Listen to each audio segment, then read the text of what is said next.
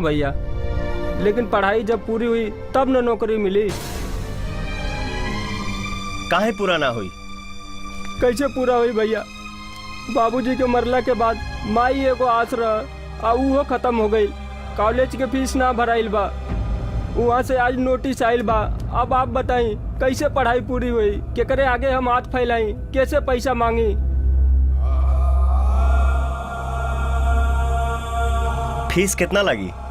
भैया बहुत ज्यादा।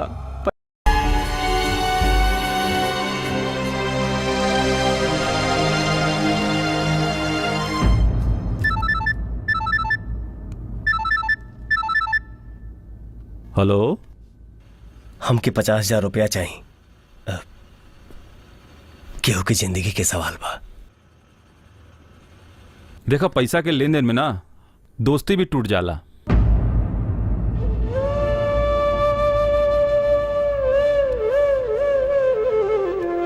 अब का करी? साला तो कानो भाड़ा के बा, बेची होने की सकत। सुनिए सुनिए सुनिए, हर साल की तरह इस साल भी दमदार पहलवानों का दमदार दंगल का आयोजन किया गया है। इनाम की राशि है 50,000। सुनिए सुनिए सुनिए। भाई भाई भाई, रुको रुको रुको रुको। ए बाबू क्या कहत बाबू, तनी फिर से कहो। दंगल दंगल? हाँ। आऊ का कहतला कि जो पहलवान जो पटकेगा वो इनाम झटकेगा। इनाम झटकेगा? हाँ। इनाम के राशि 50,000। 50? हाँ। उसका फिर से कहा। 50,000 बा। 50,000? हाँ, कहा था ना भाई, इनाम के राशि रख लिया। हम अपना पहलवान के लिए क्या होता नहीं। हाँ, ठीक बा ठीक बा ठीक बा।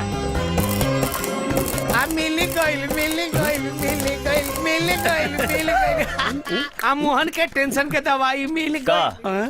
आऊ है लोड़ा दंगल मनावो मंगल। हम पहलवान है कि जीतब रे? तो उमे का करे के बा? एगो दाव दाएं आ एगो दाव बाएं, ओकरा बाद चीत। तू वकील के पूछे आवा। एगो वेल्डिंग करे वाला आदमी के अखाड़ा के दाव पेच का मालूम? ए भैया, अखाड़ा के दांव पेच खातिर गणित और विज्ञान सोचने की जरूरत नहीं है। जैसे वो दिनवा बजरिया में भाई जी उनके आदमी के पटक पटक के भुजिया बना दिया ना, बस वैसे अखाड़ा में पहलवाने के पटक के ओकर पिलवान बन जाएगा। अगर नियत अच्छी बा काशी तो साथ दी है अविनाशी। चाहे कुछ भी हो जाए भैया, ये दंगल आपके जीते के पड़ी भैया। देखा बाबू, तुम्हारी जीत मोहन के जिंदगी के सारा रीत बदल दी। ए भैया, गोबर भैया ठीक है, हाथ बढ़े। हाँ। ठीक बा, हम अपन जान लगा दे, बाकी ओकर नसीब।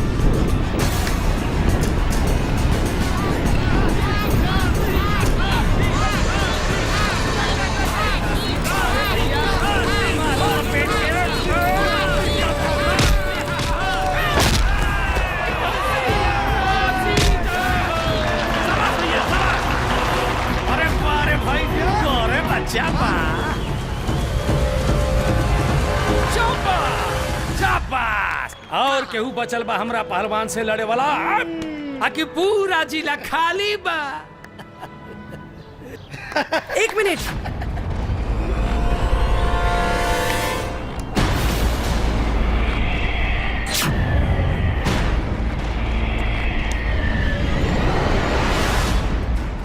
बादशाह के ताज लेवे से पहले इनका के हमरा साथे ताल ठोके के पड़ी।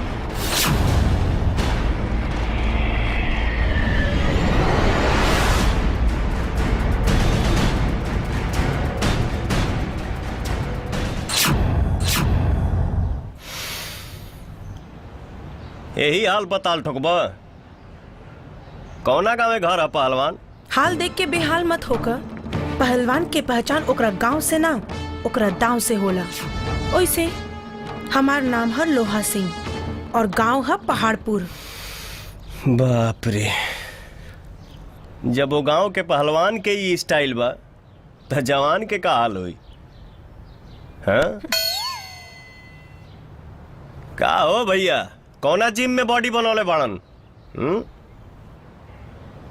बड़ा फेंकले बा। ए पहलवान, बॉडी पर मत जा, दम बा तो आवा मैदान में। पहले कपड़ा तो उतारा। अगर हम कपड़ा उतार देब ना तो तू यही चित्त हो जाएगा। एकरा भीतरी बेहोशी के दवाई बा का? ए बात मत बनाओ, दम बा तो आओ मैदान में।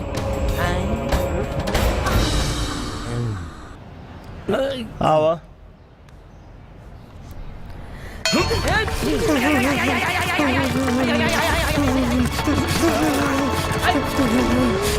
अरे बाप रे, अरे का भइले भैया? ना ना कुछ ना। अरे काशी, भीतर से जोर लगावा, भीतर से एकदम धक के मच मचा के तेल निकाल दो। ए भाई तोर वोल्टेजवा काहे डाउनिया आता? अरे साला, हे पहलवान के कपड़ा के भीतरी जरूर कोनो मशीन बा। सरवा सटते खींचे लगा। काहे छूट गई पसीना? हार मान ल ना तो आवा।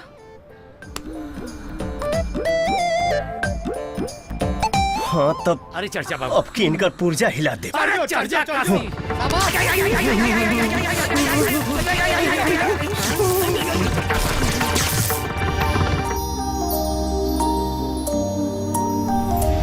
अरे सर, चीटिंग सर, चीटिंग। ये हमार करेजा, चीटिंग छोड़ा।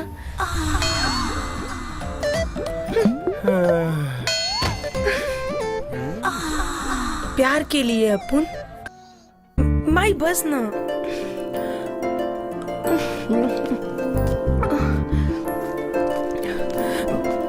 बस माई बस। सुमन बेटा, हम तोरा कॉलेज से आ रहल बानी। अरे पूरा 1 महीना में तोहार खाली 3 गो हाजिरी। बाकी तो रोज कॉलेज जाले। माई कल ममता के बर्थडे रहे और परसों ना माया के भाई के तिलक। और तरसों का? तरसों बेटा, माई बाप से झूठ बोलले के मतलब होकेला खुद से झूठ बोलल। बाकी अब तू चिंता मत करा, अब से कहीं आवे जावे के झंझट खत्म। काहे बाबूजी? काहे कि बेटा हम तोहार बियाहे के बात कह देले बानी।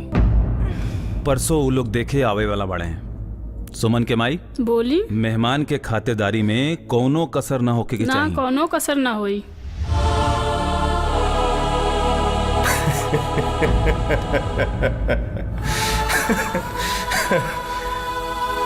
बहुत बढ़िया, यही भागे तोरा जैसन भूतनी से छुटकारा तो मिली।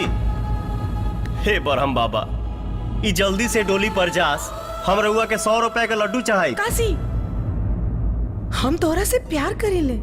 अब होखे वाला पियऊ के इंतजार कर। हम केहू और से बियाह नहीं कर सकत। और हम तोरा के अधिकार दे नहीं सकत। तनी सच संवर के जाई है, नहीं तो ना पसंद आइले तो हमार जियल हराम हो जाई। Best of luck. काशी, अब का भइल? हम ना जननी है कि हम मेको फट्टू मरद पर लट्टू होता नहीं। जमुना के दिल में न त प्यार बा न खून में गर्मी। तू का जनब कि जे प्यार में पागल होला उस सारी रात जागल होला। जेकरा प्यार में दिल धड़केला ओकरा खातिर मन कितना तड़पेला। तू हमरा से प्यार ना करेला, लेकिन हम तोहरा के दिलो जान से प्यार करीले। हमरा तोहरा पर तो कौनो अधिकार नहीं है, बाकी अपने आप पर तो बा। और हाँ, अब या तो तोहरा प्यार के रूप में हमरा नया जीवन मिली या तो मौत।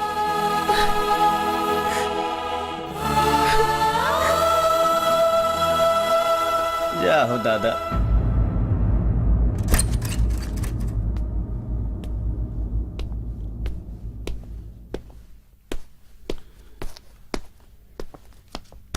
ले मोहन, जाके फीस जमा कर दे और पढ़ाई पर ध्यान दे। भैया हमके पैसा ना चाहिए। काहे? काहे से कि जेकरा पास दिल ना होला ओकरा से कोनो डील ना होला। केस खारिज। हाँ भैया, ये बात सब क्यों जानेला कि रउआ हमनी से बहुत प्यार करेली, लेकिन भैया हमने के प्यार से तनी तनी प्यार काट के सुमन के प्यार दे दी, काहे कि रउआ से बहुत प्यार करेली। अच्छा, अब हमके समझ में आई तोहनी के प्लानिंग। तो ये सब सुमन खातिर होता। हाँ। और नहीं तो का तुम्हारा तो कुछ समझ में आवत नहीं क्या? लोहा काट काट के तू लोहा हो गई बड़ा।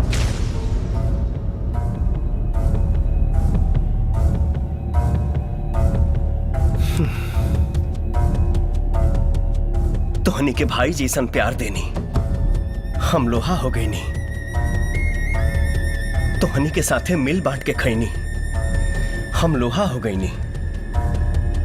सुमन के मंजिल हमार प्यार बा, बाकी हमार मंजिल कुछ और बा। भले वो हमसे प्यार करेले, बाकी कोनो जरूरी नहीं है कि हमहू उसे प्यार करी। अरे ये ओकर प्यार ना रे, पागलपन है, पागलपन। लेकिन भैया एगो अमीर लड़का से एगो लड़की के प्यार कैले का 1000 कारण हो सकेला, लेकिन एगो गरीब लड़का से एगो अमीर लड़की से प्यार का मतलब सच्चा प्यार और कुछ ना। और ओकरा सच्चा प्यार के पागलपन मत समझो। वो दीवानगी या दीवानगी, और दीवानगी जब हद से गुजर जाला ना तो जान पे भी खेल जाला।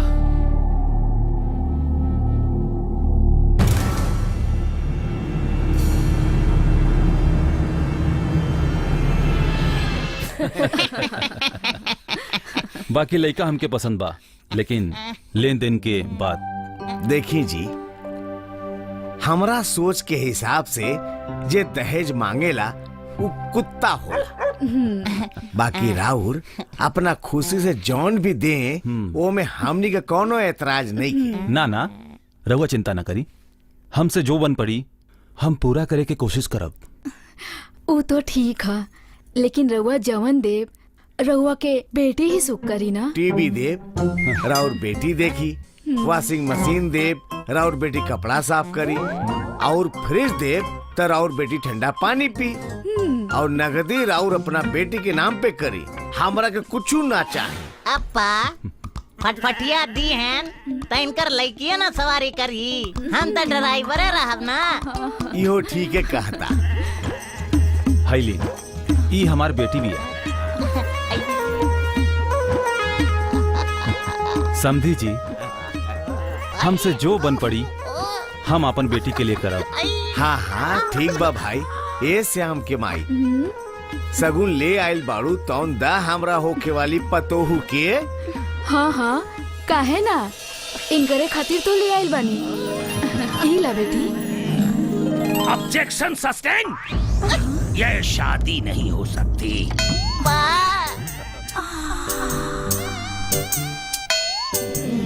काहे? रउआ लोग के बानी? आई एम फ्रॉम कानून एंड ही इज फ्रॉम सरकारी अस्पताल डॉक्टर काड़ू। ना ना ना, डॉक्टर बिगाड़ू। या सरकारी आदेश है, इस लड़के की जब तक पूरी बॉडी चेकिंग नहीं होगी इसकी शादी नहीं हो सकती। जांच? Sir yes, you may proceed. Okay. Yes sir. अरे ये का करा चोकर नो अरे ये सब का हो रहा बा? जांच होता। मलेरिया, लवेरिया, टीबी, दूसरी बीबी, जुलाब, शराब, कैंसर, एड्स आ लड़का कहाँ कमाला? दुबई। दुबई कमाई मतलब एड्स बुलाई। एड्स?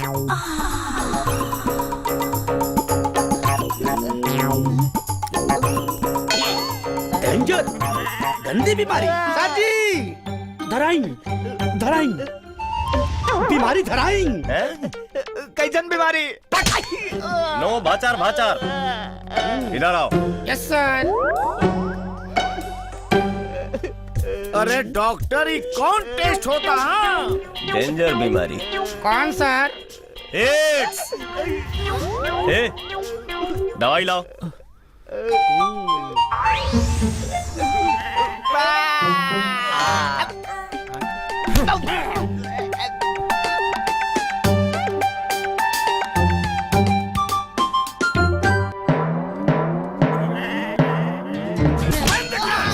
बहुत हो गई। अरे समझी जी, ऐसन कबो ना भइल रहे। अरे समझी जी सुनी ना। कौन भइल? बहुत बुरा भइल।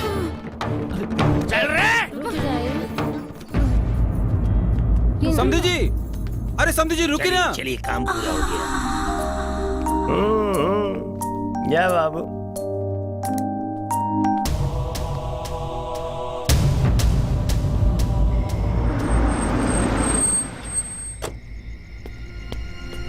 काशी, काशी।